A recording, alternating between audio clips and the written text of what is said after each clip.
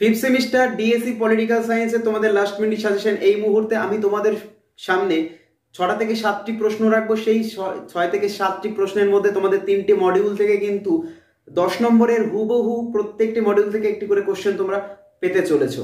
এই ভিডিওটি বা এই সাজেশনটি মূলত তোমাদের 5 নম্বরের জন্য। কিন্তু তুমি যদি একটু ভালো রেজাল্ট করতে চাও তাহলে কিছুদিন আগে আমাদের একটি ডিএসসি পেপারের পুরো সাজেশন দেওয়া আছে। সেই সাজেশনের ভিডিও লিংক কিন্তু ডেসক্রিপশন বক্সে দেওয়া থাকবে, তোমরা সেখান থেকে দেখে নিতে পারবে। তো ভিডিওটি যদি আজকে এই চ্যানেল থেকে নতুন দেখে থাকো বন্ধু, তাহলে অবশ্যই সাবস্ক্রাইব করে আমাদের পাশে থেকো, এবং যদি ফেসবুক থেকে দেখে থাকো এই ভিডিওটি তাহলে অবশ্যই আমাদের ফেসবুক পেজটিকে ফলো করে রেখো।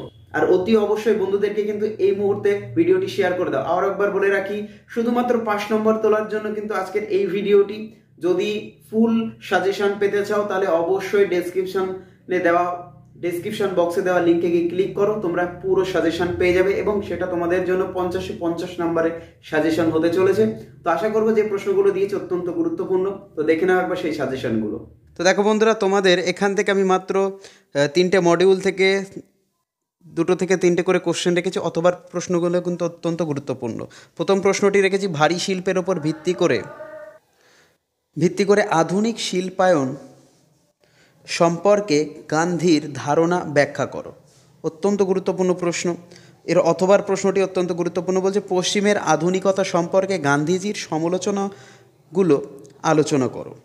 অথবাতে আরেকটি প্রশ্ন আমি রেখেছি, এই অথবার প্রশ্নটি আছে, গান্ধীর রামরাজ্য সম্পর্কিত ধারণাটি লেখো। অত্যন্ত গুরুত্বপূর্ণ প্রশ্ন, তোমাদের বন্ধুদেরকে কিন্তু এক্ষুনি শেয়ার করে দেওয়া ভিডিও। চলে আসবো আমরা মডিউল 2 থেকে। প্রথম প্রশ্নটি আছে, সত্যাগ্রহের মূল উদ্দেশ্য কী?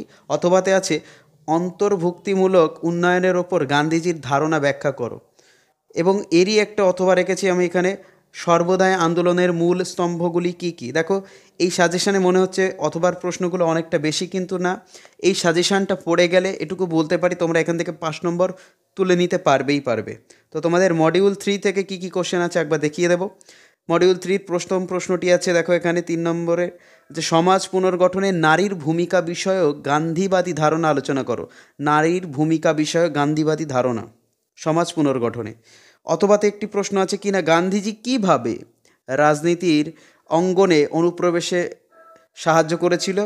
এবং শেষ প্রশ্ন এখানে আছে, দেখো পরিবেশ ও উন্নয়ন সম্পর্ক নিয়ে গান্ধীর ধারণা আলোচনা করো। তো এটাই তোমাদের সাজেশন। এই সাজেশন পড়ে গেলে তোমরা 5 নম্বর কিন্তু পেয়ে যাচ্ছ, এবং বন্ধুদেরকে কিন্তু অবশ্যই ভিডিওটি শেয়ার করে দিও। তো দেখা হচ্ছে পরবর্তী ভিডিওতে। সবাই পরীক্ষার প্রস্তুতি শুরু করে দাও।